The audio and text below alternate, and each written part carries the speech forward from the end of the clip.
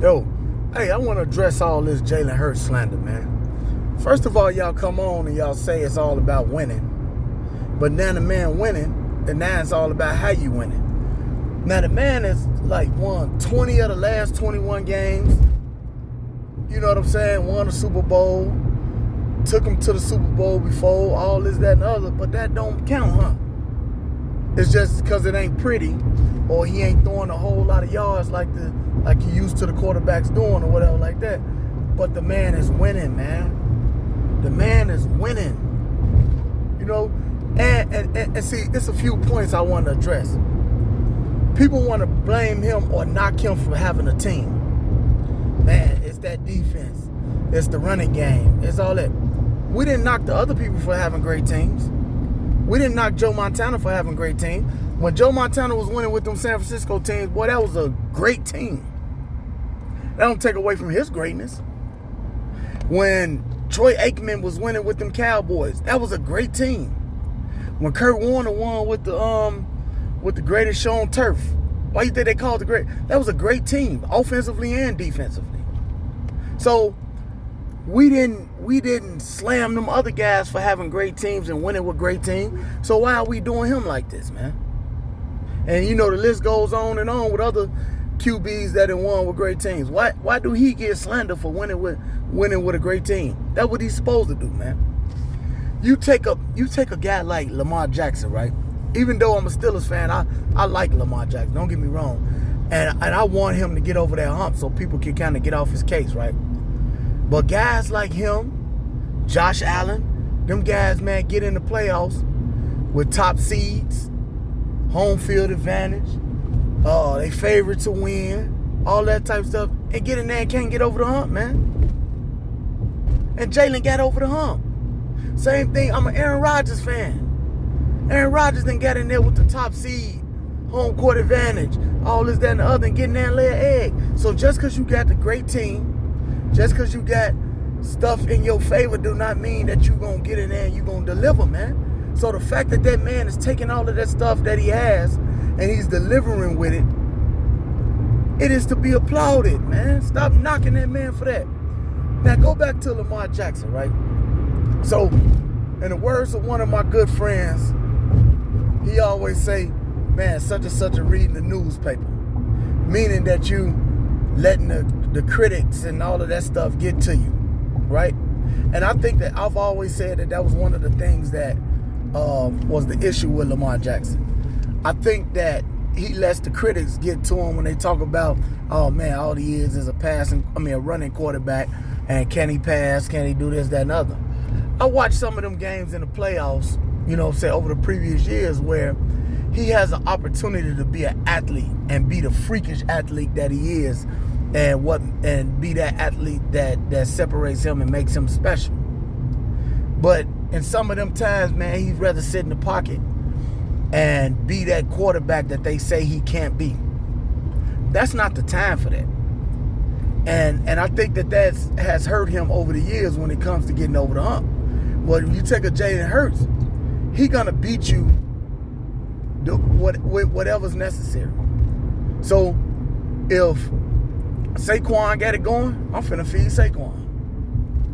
If Saquon ain't got it going, I'm finna throw this ball around and I'm gonna do it. So the man does what it takes to win, man. We often criticize guys who, you know what I'm saying, don't know their role or can't take the fact that other people are starring more than them and all this, that, and other. And they mess up the chemistry. So all last year, Saquon had it going. Had it going, man. Balling out. All right, I'm finna feed this beast then. And then when it's my turn, so when he fed the beast, now he ain't that good. Nah, he ain't that good. He a game manager. He this, that, and other. When it was time to turn up, the man turned up, man. The man turned up. Now, Saquon is averaging like 59 yards a game, man. Them people 4-0. Can't say, and obviously the defense looks good, special team, everything. But Jalen is doing what it takes to win, man. I'm not forcing nothing. I'm not, like I say, I'm not reading the newspapers.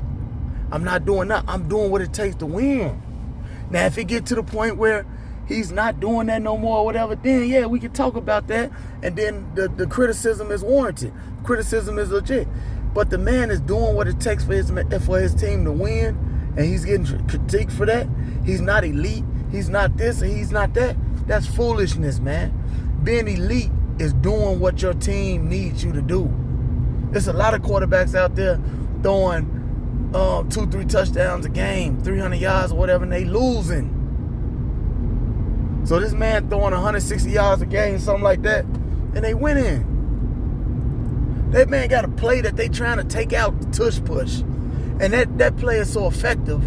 First of all, it's effective to the point where, you know what I'm saying, they either score or get the first down. Now it's to the point where they so scared of it, where they able to run fakes and score touchdowns and shit off the fakes, man. Come on, man. And if it was that easy to do, everybody would be doing it. But they not. Instead, they crying about it and want it banned because they can't stop that man, bro. And they can't stop that team. That man is doing what it takes to win. And then I got another partner, man. He gonna send me something and tell me the man is equivalent to Trent Dilfer. And when Trent Dilfer won with the Ravens. Let me ask you a question. I went back and looked at that Trent Dilfer Super Bowl. Show me. I want you to compare Trent Dilfer Super Bowl and Jalen Hurts Super Bowls. Either one of them. The one he won or the one he lost. And you tell me if Trent Dilfer and Jalen Hurts are equivalent. Tell me that. Tell me if them two equivalent, man. Come on, man. That man is a ball player. He always been. He's a gamer. He does what it takes to win. And he don't make mistakes. I think the man got like 9 total touchdowns, if I'm not mistaken. I believe he got 9 total touchdowns on the year so far. And no picks. I'm not putting the ball in harm's way, man. No picks. And these other guys turning that ball over and, you know what I'm saying, like I say, putting the team in and, you know, and putting the ball in harm's way and hurting their team. And he's not. Again, if it get to the point where, you know what I'm saying, his play or whatever like that is hurting the team, all right, let's talk about it then. But right now, them people winning. I'm going to throw that stat out there again. 20 of the last 21 games. And you got to remember, he's beat the big dogs in the process of doing that, man. Go look at his record against the top, who y'all called is the elite QBs in the league. Go look at his record against them, man. He beating them people, and I know he don't play them directly, but he beating them people. And I understand A.J. Brown being upset. I get it. You're a receiver. You know the receivers are divas. I get it. Your money tied to it and all that. Hey, man, be careful what you ask for, bro. You mess around and ask out and be put in the worst situation where you ain't winning. Yeah, you probably get your money. And I'm not downplaying the money because I understand. I'm one of the ones that believe in getting your money, man. But you got paid and you winning. You got paid and you winning. And it's going to come a time where they're going to have to go to you. So just chill. Your time is coming. And Hurts has shown that he can do that. And man has shown he can win with his legs. He can win with his arm. Jalen Hurts is an elite quarterback in the NFL. Let me know what y'all think. Business.